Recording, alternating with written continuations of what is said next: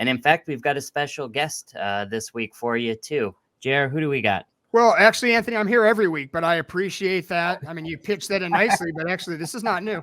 No, actually, I'm super excited. We have the one and only Seth Leibsohn here, and he also happens to be the host of the daily radio show right here in Phoenix on 960 The Patriot, the Seth Leibsohn Show. I left out the fact that you're an author, and there is a book. I dug into this a little bit. You co-authored a book called The Fight of Our Lives, Knowing the Enemy, Speaking the Truth, and Choosing to Win the War Against Radical Islam. Yeah. The reason I bring this up, I would say the heaviest thing on my mind, because I have kids. My wife has an older son. You can actually see him in your lower corner. I have an older son who's in Japan at Okinawa Air Base. And then Sandy, my wife, and I have a son who's only 19. So my biggest thing on the planet right now, these open borders. You know, I keep hearing these snippets. Military aged males are coming across the border. You know, I have a question for you. The presumed potential alleged possible terrorist that was seen on videotape almost threatening the country a few weeks ago, that's gone. That's out of our media cycle. Your book talked about this, what, in 2012? You're ahead of that. I saw the 60-minute special about 15 years ago, talking about how all 50 states have training camps in them. So Arizona being one of those 50 states, as far as I understand. Help me out here, Seth. I mean, should I be concerned with who's coming in the country, not just financially, but militarily and for my safety? Yes, we all should be. And about 3 months ago, roughly, some friends of mine who do a lot of traveling around the state near the Lukeville border, they said, you got to come see what we're seeing. We've never seen anything like it. So I went down to the Lukeville border, and they were right. And I'm glad I did. There was no other reporter there except one. You see her on Twitter a little bit. She's with News Nation, Ellie Bradshaw. And she spent a lot of time with us, and we spent a lot of time walking around.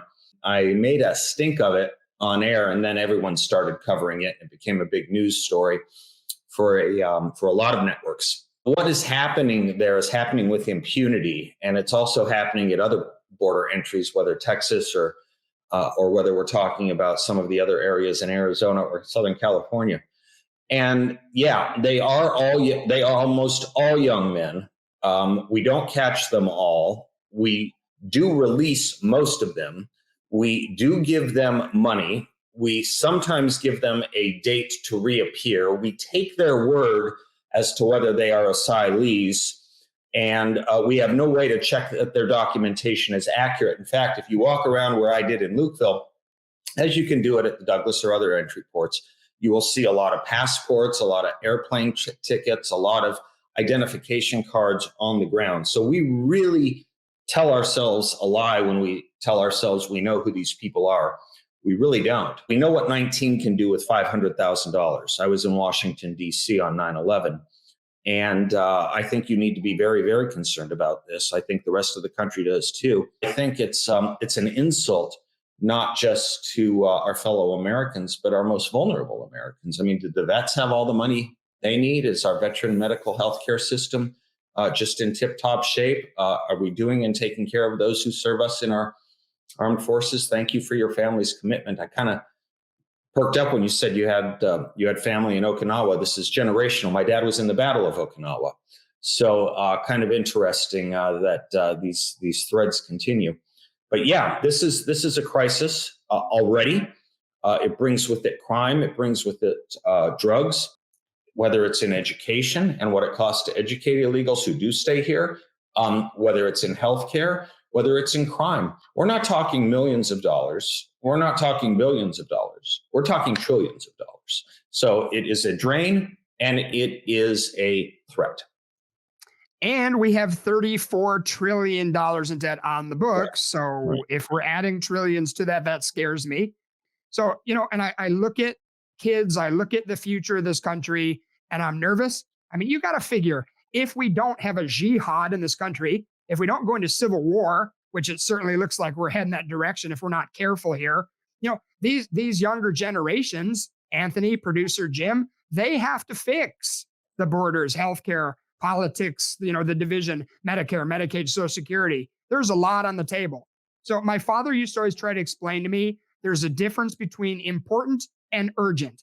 This stuff at the border is urgent. And I flip the channels just to see what mainstream America is watching. I go on Facebook to see what people are posting. I mean, I watch, I listen to NPR. I try to listen to everything I can and make sure I'm well informed. And I read The Art of War years ago, so I understand knowing the enemy. I'll tell you what, I'm in shock. I mean, these people that watch The Masked Singer and these people that are stuck in normalcy bias, they're safer. I'm going to have the heart attack. But if we don't wake up and start changing the direction of this country, we are in deep, what? And I'm tired of it. We took on this show on our dime to sound alarms. When I met you and I talked to you for a minute and I said that this show, it's not like the other financial shows. Our motto is we want you prepared, not scared.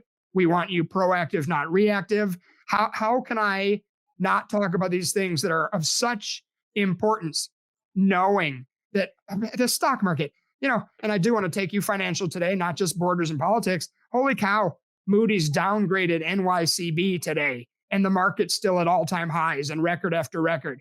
Can I really be a normal financial advisor, which I've been for going in on 30 years now? Can I really, with a good conscience, try to sell people mutual funds, stocks, bonds, that sort of stuff? Not right now. So I guess I segued myself into finances. Yeah, I'm sure you've been watching New York Community Bank. Are you hearing about this? No. Basically, what's going on? We have been sounding the alarms. Anthony joined the practice almost 6 years ago. When Anthony came in the practice, I had explained to him about the FDIC and the lack of funds in that program. If you, Seth, tonight go on your computer, go to FDIC.gov, then look up in the little search bar DIF, the Depositor Insurance Fund. You're going to see on their own site that the coverage amount on covered accounts, which means under 250,000, 1.10% coverage. So the Federal Deposit Insurance Corporation is absolutely broke. The too big to fail, we saw that last year with Silicon Valley Bank. Those banks are going to be, the rich, the ultra wealthy might be okay. The rest of us are not. So fast forward to this NYCB, they are one of the ones that bought up the assets last year of the troubled banks. They since have grown to over $100 billion. So now they're being watched a little closer.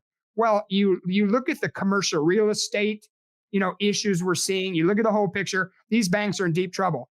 6 years ago, I told Anthony, we're going the wrong direction. Start having some cash. I look at it like in this job, I've been early, but never yet wrong. So with NYCB, in a little funny side story, my next door neighbor at our office, it used to be a local bank called Desert Hills Bank.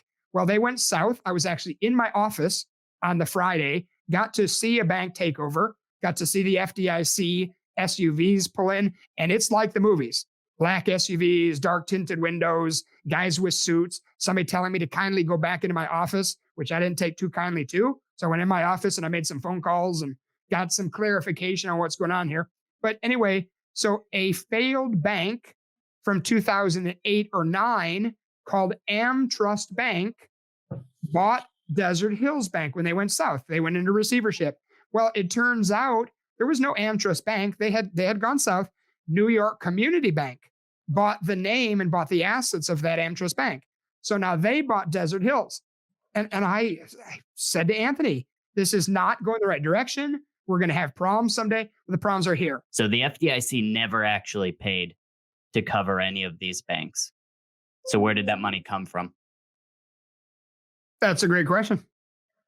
So is that an NGO? Is that somebody's getting shuffled under the table? These banks, some of them are only giving you $1,000 right now if you walk in.